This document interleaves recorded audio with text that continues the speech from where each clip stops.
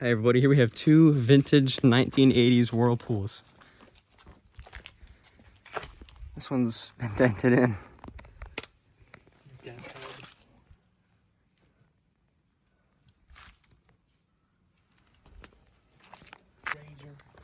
What's left of the tag, it's faded, as they all are from this era. Mid-80s, like a 1986 or so, maybe 87. This one still has a little bit of color left on the logo.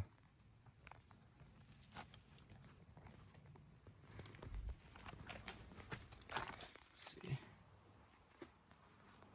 Tag is on this side.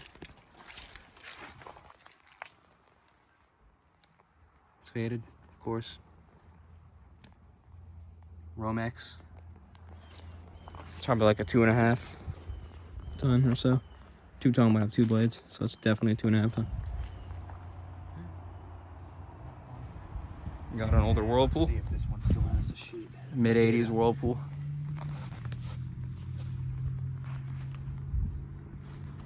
Did you sheet faded?